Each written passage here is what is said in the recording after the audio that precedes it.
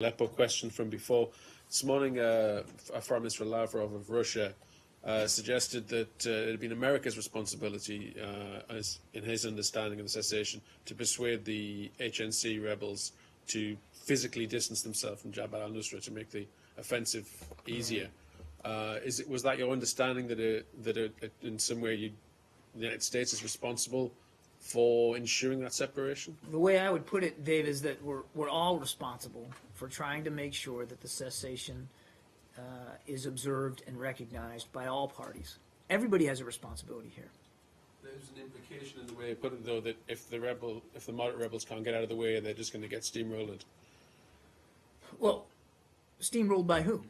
Well, by the Russians and the So regime. again, I go back to what I said before. We want to see the cessation observed by all parties. As I said to my answer to Saeed, we're not blind to the fact that it's a very dynamic situation in Aleppo and that there is intermingling. We've said that for a while now. And we knew weeks ago, before the regime started to move on Aleppo, that in Aleppo in particular it was going to be a challenge. And it obviously has proven to be the case. So we're going to continue to work with those opposition groups that we can influence, and we're going to keep working with those countries on the opposition groups that they influence to do the best we can to get everybody to observe the cessation.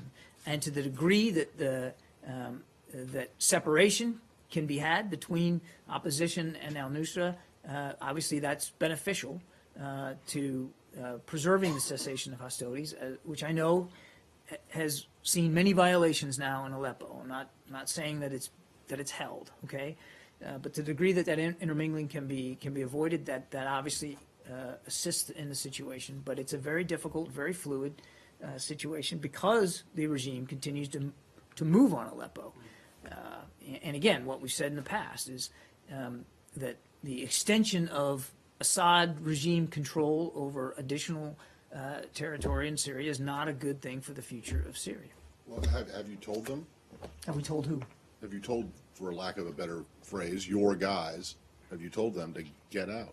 We have certainly communicated our concerns about the situation in Aleppo and the cessation and the very fluid nature of the situation there. We certainly have relayed that to opposition groups that we're in direct contact with. We've also... And is it your understanding that they have heeded your advice or your calls? Well, I think you can just see by what's going on that there continues to be an intermingling.